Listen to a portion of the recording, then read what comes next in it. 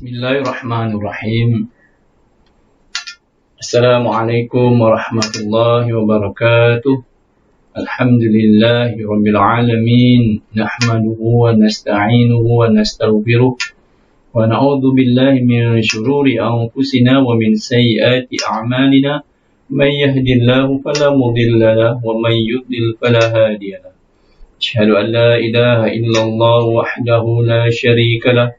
وأشهد أن محمدا عبده ورسوله اللهم صل على سيدنا محمد وعلى آله وأصحابه أجمعين رب اشرح لي صدري ويسر لي أمري واحلل عقدة من لساني يفقهوا قولي سبحانك لا علم لنا إلا ما علمتنا إنك أنت العليم الحكيم بارك اللهم لنا في شهر رمضان بارك اللهم لنا في شهر رمضان بارك اللهم لنا في شهر رمضان اللهم إنك عفو تحب العفو فاعف عنا اللهم إنك عفو تحب العفو فاعف عنا اللهم إنك عفو تحب العفو فاعف عنا ya Karim. Tuan-puan yang dirahmati Allah sekalian, kalimah syukur kita panjatkan kepada Allah Subhanahu wa ta'ala yang maha layak, yang maha agung, yang maha tinggi, yang selayak-layaknya kita puji, iaitu pencipta kita yang maha mulia, iaitu Allah Subhanahu wa ta'ala. Jadi dengan kita bersyukur ini, mudah-mudahan Allah menambahkan lagi nikmat-nikmatnya kepada kita tatkala kita ditimpa musibah, kita diberi ujian oleh Allah Subhanahu wa ta'ala dengan didatangi dengan satu virus yang mana diberi nama dengan COVID-19 ini. Alhamdulillah, kita sekali lagi dapat bersama-sama dalam sesi tazkirah pada petang ini. Mudah-mudahan kita dapat bersama-sama mengambil pengajaran, mengambil iktibar, mengambil ilmu dan mengamalkannya. Walaupun ilmu itu sebenarnya kita sudah tahu, tapi mungkin belum diberi kekuatan oleh Allah Subhanahu wa ta'ala. Belum diizinkan oleh Allah Subhanahu wa ta'ala untuk kita beramal dengannya.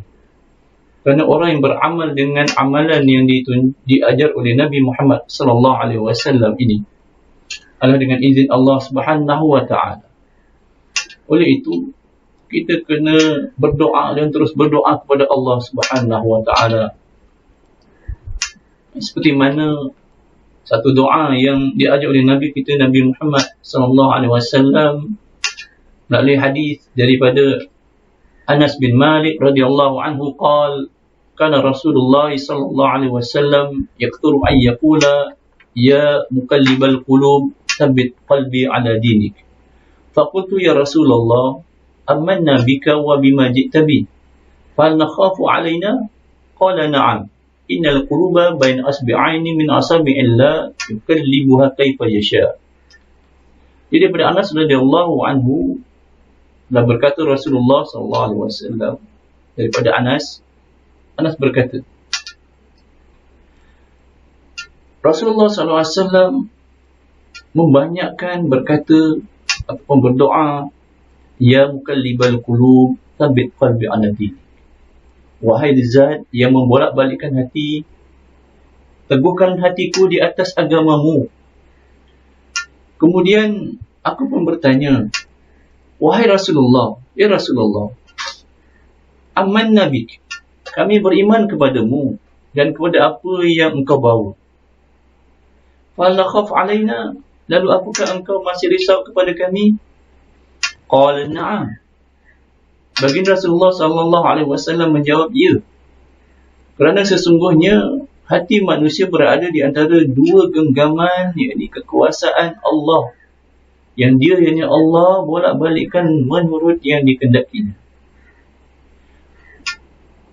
Riwayat Imam Ahmad.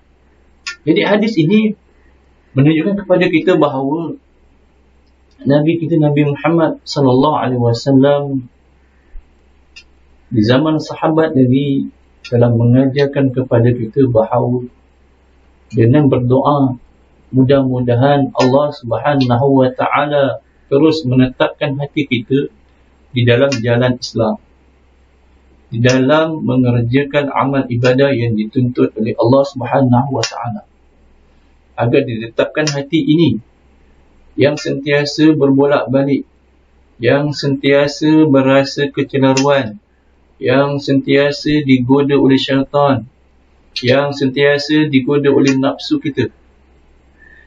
Jadi, marilah kita sama-sama mengamalkannya. Allahumma ya muqallibal qulub, tsabbit qalbi ala dinik.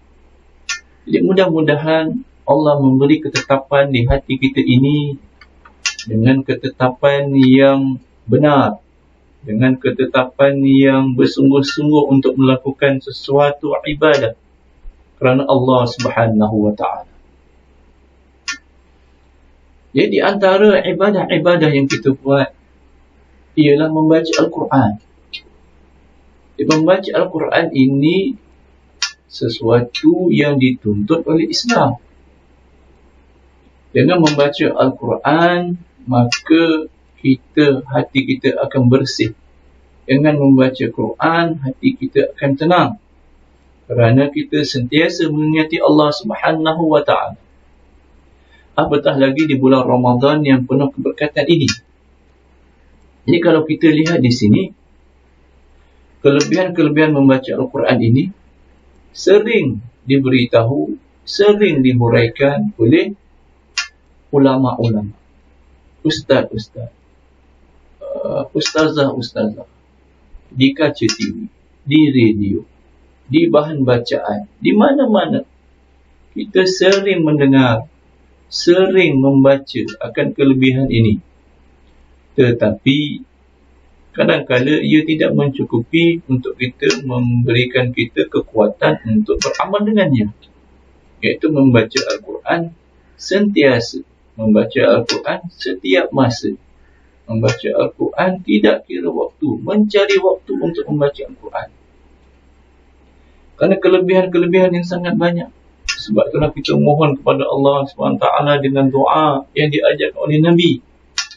Allahumma a'inna ala zikrika wa syukrika wa hasni ibadati.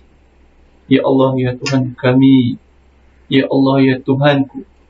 A'inna ala zikrika. Bantulah kami untuk mengingatimu. Ala syukrika. Dan untuk mensyukuri atas nikmatmu. Wa ala hasni ibadati. Dan untuk beramal ibadah yang terbaik untuk dan kita hamba Allah, memang tidak lain tidak bukan kita diciptakan adalah untuk beribadah kepada Allah Subhanahu wa Ta'ala. Mari kita lihat kelebihan-kelebihan membaca Al-Quran ini.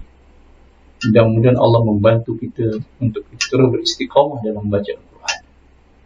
Yang pertama, daripada hadis Nabi SAW, khairukum man ta'allama al-Quran wa 'allamahu.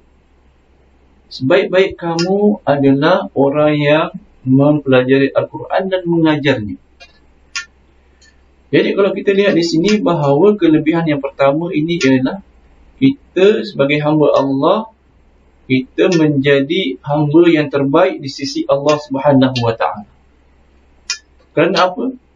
Kerana kita mempelajari Al-Quran. Di PKP ini, kita membaca Al-Quran bersama ahli keluarga kita. Kita membaca Al-Quran, kita bertadarus dengan ahli keluarga kita. Kita memperdengarkan bacaan isteri kita. Si suami memperdengarkan bacaan si isteri. Si ibu dan ayah memperdengarkan bacaan anak-anak. Si abang memperdengarkan bacaan adiknya. Begitu juga di grup-grup lain yang buat online, tadarus online, memperdengarkan bacaan dan disimak. Jadi di sini kita belajar dan kita mengajar. Sudah tentulah kelebihan yang sangat besar. Kita di sisi Allah Subhanahu wa Ta'ala adalah hamba-Nya yang terbaik. Tidakkah kita mahu dengan ganjaran ini, dengan kelebihan ini, untuk menjadikan kita terus membaca Al-Quran. Terus tekan gear 5. Kalau kita lihat sebelum ini di grup-grup WhatsApp, daripada grup lorong ke grup taman, daripada grup taman ke grup pejabat, daripada grup pejabat, grup organisasi lain, semuanya menganjurkan buat grup membaca Al-Quran. Pilih juzuk mana. Jadi ini adalah satu perkembangan yang baik. Sebab ini mendorong kita untuk membaca Al-Quran. Belum masuk Ramadan lagi grup ini sudah wujud. Ini menunjukkan bahawa ketika itu kita benar-benar bermohon kepada Allah Subhanahu Wa Taala, kerana ketika itu kita diuji oleh Allah Subhanahu Wa Taala dengan berita COVID-19 ini. Dan sehinggalah ke hari ini, kita juga sebenarnya hendaklah melipat kali gandakan. Walaupun kes COVID-19 ini menurun, janganlah dengan sebab kes COVID-19 ini menurun dan kerajaan beri kelonggaran kepada kita, akhirnya kita menjadikan bacaan Al-Quran ini longgar dan seterusnya dia menjadi berkurangan. Sudah tentulah ia amat menyedihkan, kerana amalan yang kita buat ini bukan semakin baik, tetapi ia menjadi semakin berkurangan. Sudah tentulah hati kita, iman kita tidak tetap. Sebab tu kita harus berdoa dan memohon Allah bantu kita agar kita selalu mengingatinya dengan membaca. Baik. Jadi kalau kita lihat hadis yang kedua, iaitu mengenai kelebihan Al-Quran. Hadis Nabi SAW, man qara'a harfan min kitabillah falahu bihi hasanah wal hasanatu bi asyri amthaliha. Jadi barang siapa yang membaca satu huruf daripada ayat Al-Quran, maka baginya satu kebaikan. Setiap satu kebaikan akan Allah balas dengan 10 lipat kali ganda. Diriwayat oleh Imam At-Tirmizi. Jadi hadis ini menerangkan bahawa kelebihan lagi, seandainya kita membaca Al-Quran dengan membaca satu juzuk satu hari, ataupun satu hari 2 juzuk, ataupun lebih daripada itu yang terbaik. Bayangkan, bukan alif satu huruf, bukan alif lam mim itu satu huruf, tapi alif satu huruf, lam satu huruf, mim satu huruf. Jadi ini menunjukkan bahawa setiap huruf Allah gandakan dengan 10 lipat kali ganda. Tapi di bulan Ramadan, Allah tidak tetapkan 10 kali ganda. Mana ia akan lebih daripada 10 ganjaran yang Allah beri kepada kita. Kerana puasa ini adalah untuk Allah Subhanahu Wa Taala. Wa ana ajzi bihi, dan Allah beritahu kepada kita bahawa Allah yang beri ganjaran dengan berpuasa kita ini. Dengan amalan-amalan yang kita buat dalam bulan puasa ini, Allah memberi ganjaran yang kita tidak tahu berapa nilai ganjaran. Itu kelebihan orang membaca Quran dalam bulan puasa. Sebab tu bulan puasa ini adalah bulan tarbiyah, madrasah Ramadaniyah. Diharapkan bila kita keluar daripada bulan Ramadan, kita akan terus membaca Al-Quran, dan terus membaca Al-Quran menjadi ia sesuatu yang menjadi dalam hati kita ini, sesuatu yang kita sayang, kita cinta akan baca Al-Quran. Dan kita lihat kepada kelebihan hadis yang ketiga. Al-mahiru bil Quran ma'a safaratil kiramil bararah, walladhi yaqra'ul Quran wa yatata'ta' fihi wa huwa 'alaihi syaq lahu ajran. Jadi hadis ini menceritakan kita bahawa orang yang mahir membaca Al-Quran. Jadi ramai di antara kita ni yang mahir baca Quran, yang dah belajar baca Quran dan boleh baca Quran dengan baik, sebutan yang baik, dengan hukum tajuk yang baik. Jadi mereka ini ma'asafaratil kiramil bararah, dia akan bersama dengan para malaikat yang mulia lagi berbakti. Tidakkah kita mahu mempelajari Al-Quran selepas ini? Tidakkah kita mau mempelajari Al-Quran ketika ini dengan lebih baik supaya kita bersama para malaikat yang mulia lagi berbakti? Tidakkah mahu kehidupan kita ini didoakan oleh para malaikat? Akhirnya kita menjadi hamba-Nya yang terbaik di sisi Allah Subhanahu wa Ta'ala. Jadi hadis ini juga, kelebihan membaca Al-Quran ini juga bukan untuk bagi mereka yang mahir Al-Quran. Itu yang seronoknya tu.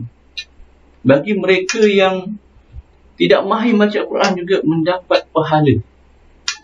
Sebab itu tidak ada alasan bagi mereka yang cakap, aku ni tak pandai baca Al-Quran, aku ni tergagap-gagap baca Al-Quran, jadi aku tak nak ikut tadarus, aku tak naklah membaca Al-Quran.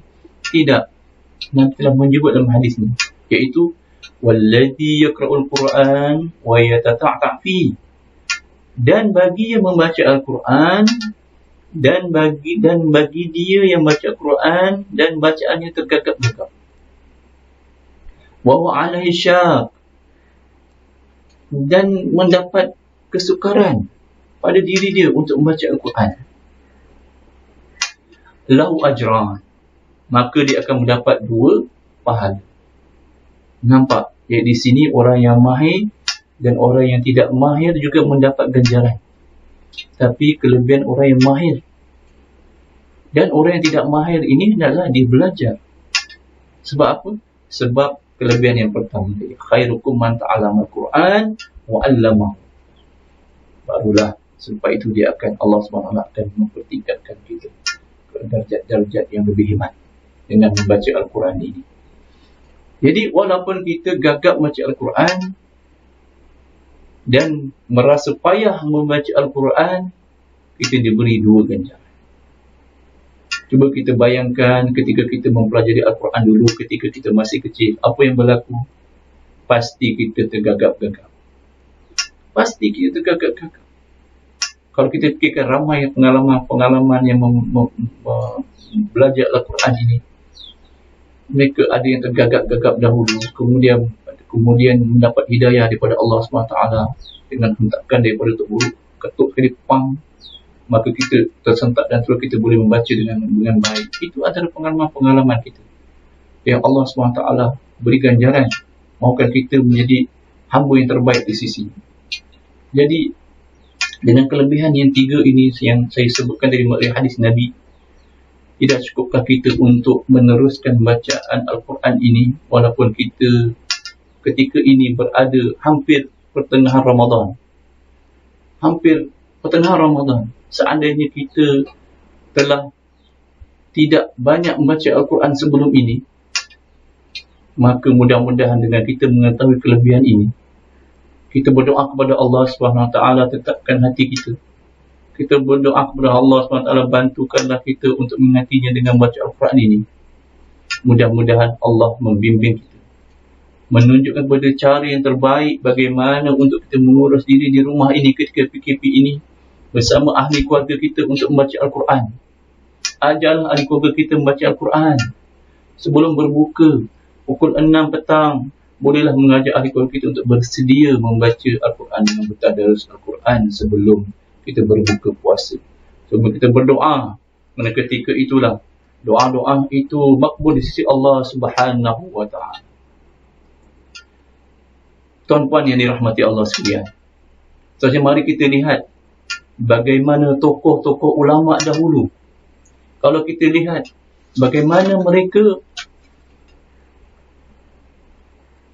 berpuasa di bulan Ramadan, dan ketika berpuasa di bulan Ramadan ini mereka tidak menjalankan aktiviti lain melainkan dengan membaca Al-Quran. Baik, saya bawakan satu tokoh ulama sufi daripada Iraq, iaitu Sufyan bin Sa'id As-Sawri. Sufyan As-Sawri ini merupakan seorang tokoh ulama hadis yang diberi gelaran sebagai Amirul Mukminin fil Hadis, iaitu gelaran yang tertinggi bagi penghafal hadis. Jadi beliau juga tokoh dalam bidang fiqh, kemudian dalam bidang tasawuf sangat hebat. Tidak hairanlah dengan kehebatan dia ini, ribuan manusia yang hadir di dalam majlis ilmunya. Jadi apa yang berlaku ketika bulan Ramadan? Ketika bulan Ramadan, Sufyan Ats-Tsauri ini dia memberhentikan segala majlis ilmunya.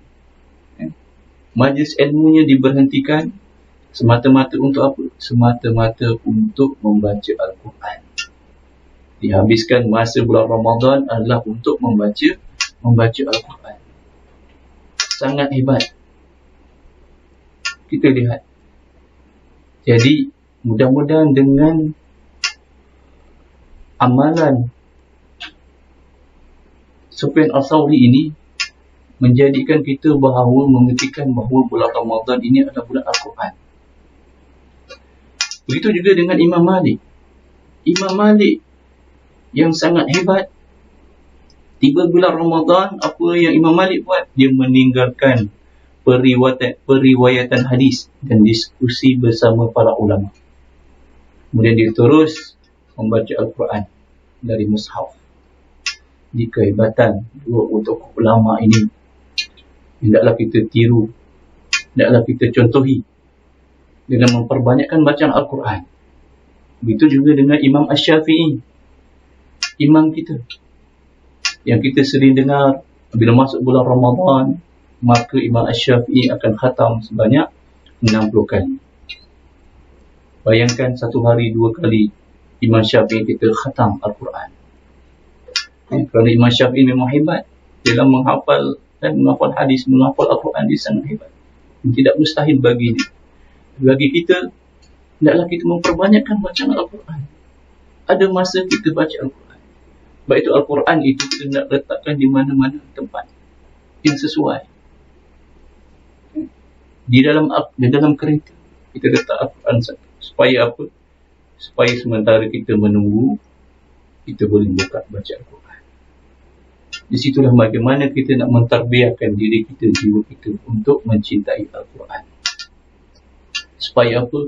Supaya Al-Quran ini terus menjadi penyeri diri kita, penyeri kepada rumah kita, penyeri kepada negeri kita, dan penyeri kepada negara kita. Seandainya ramai di kalangan kita yang membaca Al-Quran, yang mendalami ilmu Al-Quran, akhirnya ramailah kita di antara kita ini yang menjadi orang-orang yang Allah Subhanahu wa Ta'ala berkati, ridai. Semua ini kita buat adalah kerana Allah Subhanahu wa Ta'ala. Jadi, mudah-mudahan dengan apa yang saya sampaikan pada hari ini, kita menjadi seorang hamba-Nya yang bertakwa kepada Allah Subhanahu wa Ta'ala.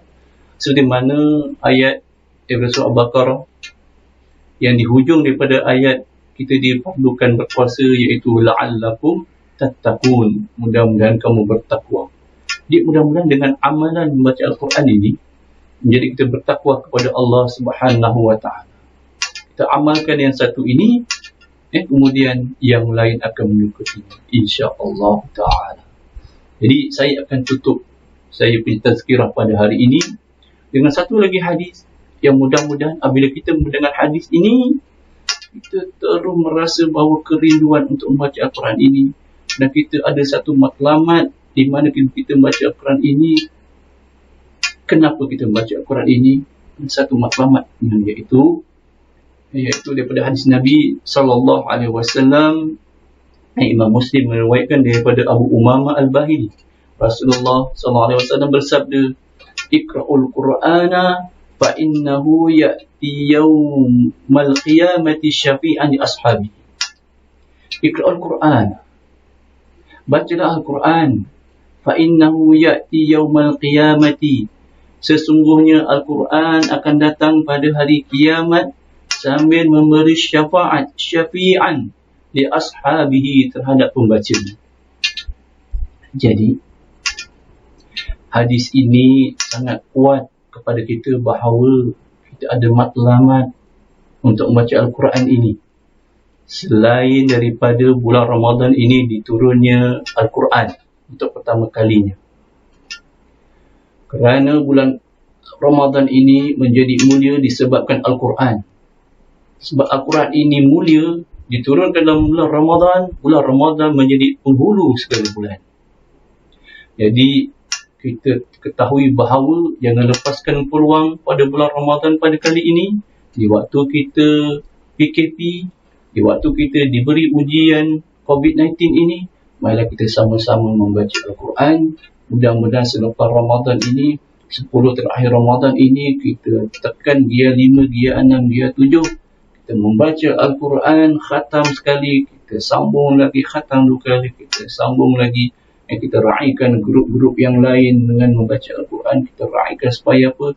Supaya kita memberi dorongan kepada orang lain juga membaca Al-Quran. Di samping hadis yang terakhir tadi yang kita baca, dia Al-Quran ini menjadi syafaat kita.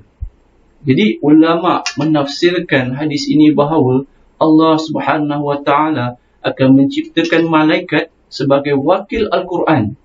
Untuk apa? Untuk membela pembacanya daripada siksaan neraka.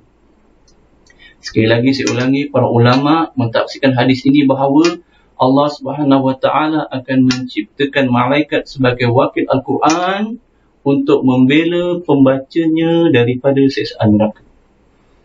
Jadi sudah tentulah selepas syafaat Nabi kita, Nabi Muhammad SAW, akan datang syafaat-syafaat yang lain. Salah satunya ialah Al-Quran. Jadi tidakkah hati kita ini terjentik di sini bahawa Al-Quran ini yang kita baca ini, yang kita bertadabur dengan Al-Quran ini akan mendatangkan manfaat yang sangat banyak. Sangat banyak. Bukan di dunia, malahan di akhirat nanti. Jadi saya mohon maaf di atas keterlanjuran yang baik datang daripada Allah Subhanahu Wa Taala, yang salah silap daripada diri saya. Jadi mudah-mudahan bulan Ramadan pada kali ini menjadi bulan yang terbaik bagi diri kita dan ahli keluarga kita dan negara kita. Jadi mudah-mudahan kita berdoa kepada Allah Subhanahu Wa Taala, Allah menetapkan hati kita dalam ketaatan padanya. Ya, Allah membantu kita untuk kita mengingatinya, Allah bantu kita untuk bersyukur kepadanya, dan Allah bantu kita untuk kita melaksanakan ibadah yang terbaik di bulan Ramadan ini. Mudah-mudahan kita bertemu lagi di masa yang akan datang. Aku qauli hadza astaghfirullahalazim li wa lakum wa lisairil muslimin wal muslimat wal mu'minina wal mu'minat. Wabillahi taufiq wal hidayah. Wassalamualaikum warahmatullahi wabarakatuh.